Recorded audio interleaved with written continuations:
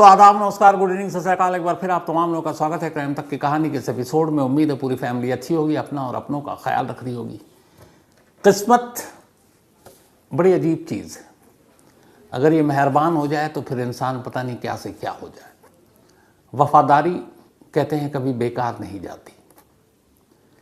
ये दोनों चीज़ें ऐसी हैं जो कभी भी किसी की भी काया पलट कर सकती हैं। आज की कहानी एक ऐसे नौकर और मालिक की है जिसका सच जब दुनिया के सामने आया, और ये भी नहीं कि बाबा आदम के ज़माने में, अभी मुश्किल से इस बात को करीब 5 और 3 8 साल हुए, तो दुनिया चौंक गई कि आज के दौर में भी ऐसा हो सकता है, कोई ऐसा कर सकता है। ये कहानी है एक गजराज सिंह जडेजा नाम के ज़मींदार की। गजराज सिंह जडेजा गुजरात के रहने वाले, गुजरात के राजकोट में रहते थे और बेहद साधारण गरीब परिवार से। बचपन में ही माँ बाप की मौत हो गई।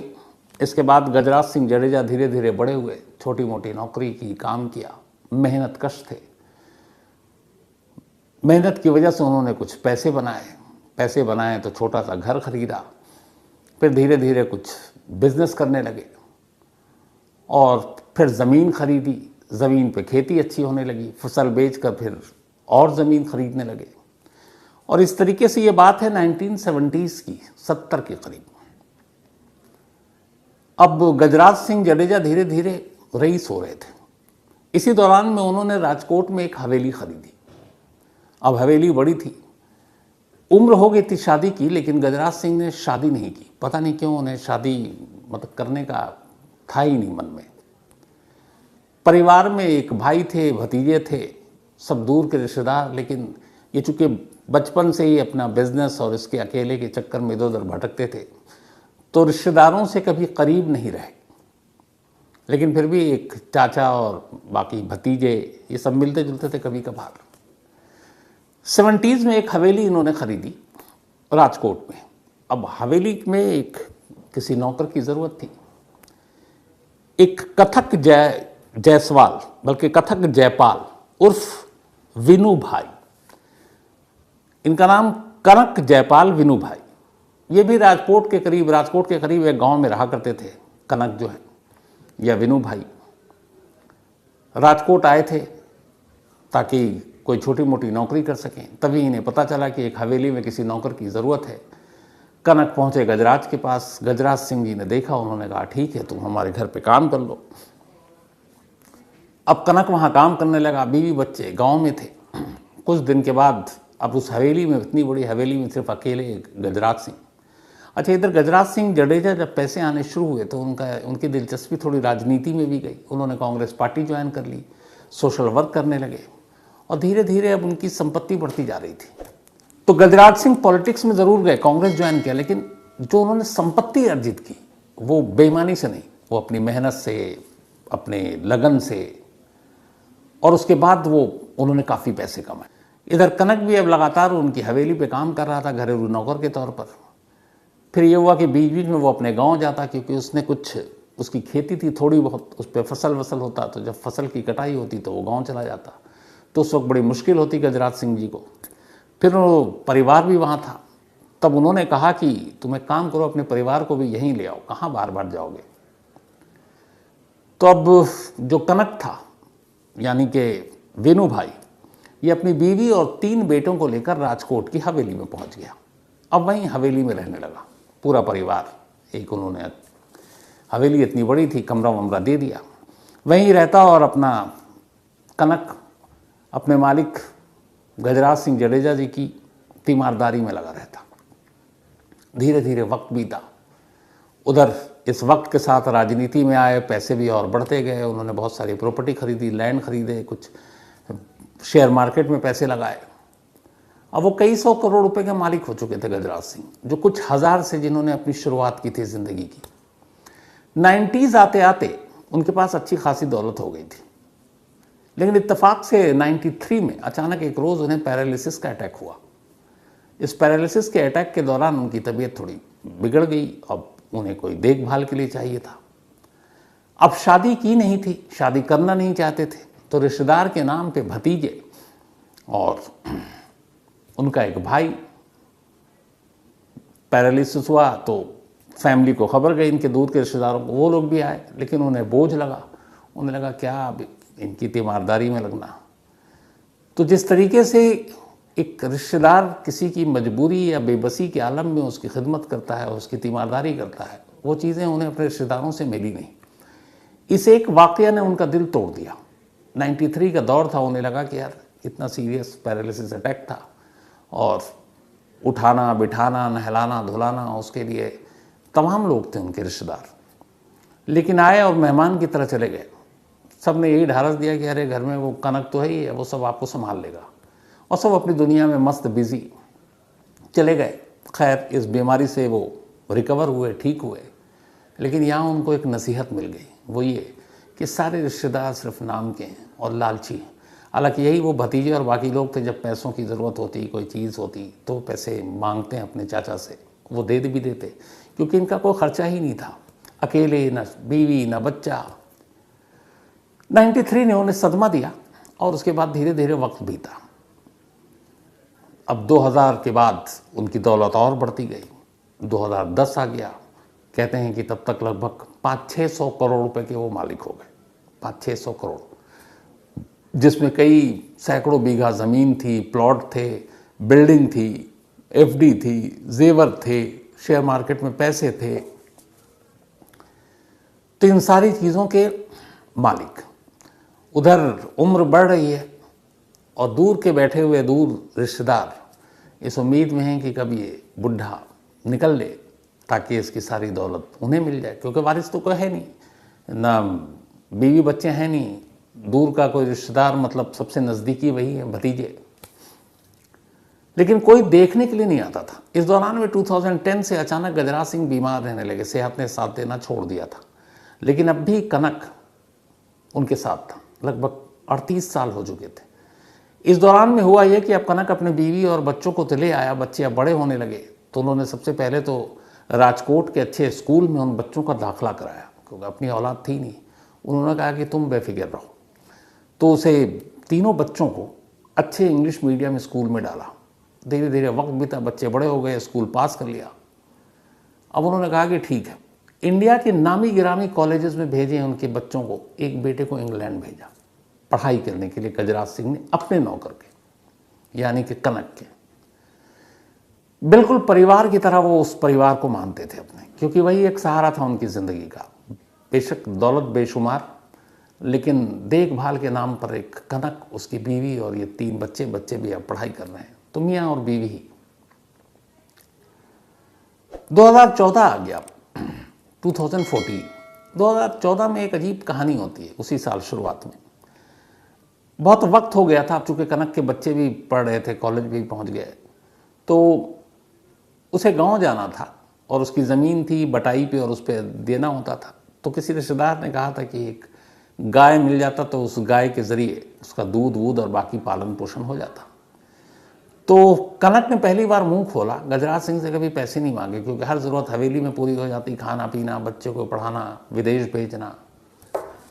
उसने कहा कि मालिक मुझे कुछ दिन के लिए गांव जाना है। गजराज सिंह ने कहा कि मेरी तबीयत ठीक नहीं है, तो अभी मत जा।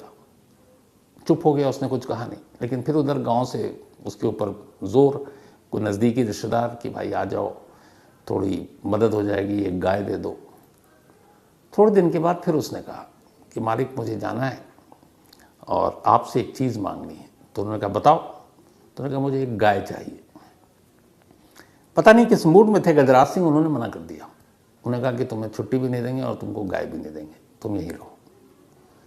अब मायूस कनक वहीं रहा, लेकिन फिर कुछ महीना बीता, दिसंबर, ये 2014 की ही बात है, बार बार फ़ोन आ रहा था। तो गजराज सिंह ने कहा तुम एक काम करो, गांव हो आओ। गांव चला गया, उन्होंने गाय नहीं दी, वो चला गया। अब उसके बाद वो गांव में ही है। तभी 21 दिसंबर 2014, 21 दिसंबर 2014, अचानक गजराज सिंह की मौत हो जाती है उसी हवेली में। जब मौत हो गई तो वापस पहुंचा, लेकिन कुछ दिन हो गए थे पहुंचने में, क्योंकि खबर लेट मिली। जो उनका नौकर कनक आया तो पता चला कि मालिक की तो मौत हो चुकी है। और जब वो हवेली में गया तो वहाँ का नक्शा पलटा हुआ था। उसने देखा उसके सारे भतीजे वतीजे, उनकी पत्नियाँ, वो सब हवेली में उन्होंने कब्जा कर रखा है। अब ये गया, ऐसे ये खबर मिली, चूँकि 40 साल साथ रहा था, उसे बड़ा सदमा लगा। लेकिन भतीजों को देख कर लगा कि ये सब तो खुश हैं, बड़ा उदास। इधर बीवी जो है वो कहीं बाहर थी कनक की, और वो पहुंच गया था हवेली। अब उसके बाद वो हवेली से बाहर ना आए, हवेली में सारे भतीजे वतीजे। अब बीवी थोड़ी देर के बाद पहुंची तो उन्होंने पूछा कनक कहाँ है, तो वो जो भतीजे और सारे थे उन्होंने एक तो उसको गाली वाली दी और कहा कि अब तुम लोग अपना सामान निकालो और यहाँ से जाओ, अब चाचा रहे नहीं, अभी हवेली और ये सारी चीज़ें हम लोगों की है, तो अब तुम लोग निकल लो, तुम्हारी हमें ज़रूरत नहीं है। तो उसने कहा ठीक है, हम अपने गाँव लौट जाते हैं, पर मेरा पति कहाँ है? तो उन्होंने कहा पता नहीं। पूरा दिन बीत गया, पति मिला नहीं। कनक जायसवाल या फिर विनू भाई, पत्नी परेशान, अगले दिन भी कोई खबर नहीं। अब उसे डर लगा कि कहीं भतीजों ने कुछ कर ना दिया। वो पहुंच गई पुलिस स्टेशन। जाकर कनक की वाइफ ने पुलिस स्टेशन में रिपोर्ट लिखा दी कि मेरा पति गायब है और वो इस हवेली में गया और हवेली से बाहर ही नहीं आया, क्योंकि हम लोगों को बाहर कर दिया गया और हम इंतज़ार कर रहे हैं। पुलिस ने रिपोर्ट लिखी, तफ्तीश शुरू की। तो लोगों से पूछताछ की तो पता चला कि कनक जो है वो हवेली के अंदर ही बंधक है, उसको अगवा कर रखा है, एक कमरे में बंद कर रखा है। पुलिस ने खैर किसी तरह उसे अपनी निगरानी में बाहर निकाला। पूछा कि भैया मामला क्या है? अब कनक को कुछ पता ही नहीं। उन्होंने कहा साहब हम तो आए थे, इन्होंने हमारे साथ गाली गलौज की और पता नहीं क्या क्या बोल रहे थे, उसके बाद हमें एक कमरे में बंद कर दिया, कुछ पेपर पे साइन वाइन कराए, हमें तो पता नहीं क्यों साइन करा रहे हैं। तो पुलिस किडनैपिंग का मामला दर्ज करके ये जानना चाह रही कि एक नौकर को क्यों कमरे में बंद किया गया था। अब पुलिस ने तमाम रिश्तेदारों से पूछताछ शुरू की। इसी दौरान में एक वकील पुलिस के सामने पहुंचता है और पुलिस को एक जानकारी देता है, और इस जानकारी के साथ ही सारी कहानी पलट जाती है। खुद पुलिस हैरान उस कहानी को सुनकर। वो वकील गजराज सिंह जडेजा का वकील था। उसने कहा कि 3 महीने पहले दिसंबर से, यानी कि अक्टूबर 2014 में गजराज सिंह चौहान ने, बल्कि 3 महीने से पहले ही, एक वसीयत लिखाई थी और वो वसीयत लिफाफे में सील बंद उनके पास है। अब ये जो कहानी है, सारी किडनैपिंग विडनैपिंग हो गई, सब कुछ हो गया। अब उसमें करीब 3 महीने निकल चुके हैं। अभी तक ये कि एक नौकर था, घर वालों ने बंद कर दिया, ये भी हो रहा है कि चलो छोड़ दो। दिसंबर में डेथ हुई, मार्च का महीना आ गया, मार्च 2015। इसी मार्च 2015 में एक वकील साहब नमूदार होते हैं और पुलिस को बताते हैं कि गजराज सिंह जी ने एक वसीयत की थी। वो वसीयत ये है। अब उधर हवेली पर और उनके बाकी जो जगह पर भतीजे सब अपना कब्जा करके और खुशी खुशी कि चलो चाचा से जान छूटी है, उनकी सारी दौलत पर हम ऐश करेंगे, मज़े कर रहे हैं। अब पुलिस उस वसीयत को पढ़ती है। वसीयत को पढ़ने के बाद कनक जयपाल उर्फ विनू भाई, उनकी पत्नी, तब तक बच्चे भी आ गए थे, इन सब को लेकर हवेली पहुंचती है। हवेली जाने के बाद एक फरमान आता है, बाकी वकील भी थे। कहा जाता सारे रिश्तेदार इस हवेली को खाली कर दो, क्योंकि ये हवेली गजराज सिंह जडेजा ने अपनी मौत से पहले अपने नौकर कनक के नाम कर दी है। सुनकर उन लोगों के पैरों तले ज़मीन खिसक गई। लेकिन ये तो अभी पहला धक्का था। इसके बाद जब पूरी वसीयत पढ़ी गई तो पता चला कि उस वसीयत में जो कैलकुलेशन किया था उसके हिसाब से उस वक्त 2014, बल्कि 15 मार्च, गजराज सिंह जडेजा ने अपनी मौत से पहले 600 करोड़ रुपए की पूरी संपत्ति, चल अचल जिसको कहते हैं, उसमें गहने भी, बैंक में पैसे भी, एफडी भी, प्लॉट भी, ज़मीन भी, वो सारी छोड़ कर गए थे, 600 करोड़। और वसीयत में लिखा था कि उनकी एक एक इंच ज़मीन, एक एक रुपया, जितनी भी उनके नाम पे प्रॉपर्टी है, वो सारी की सारी प्रॉपर्टी सिर्फ और सिर्फ एक फैमिली के नाम, और वो है 40 साल से उनकी सेवा करने वाला उनका नौकर कनक उर्फ वीनू भाई।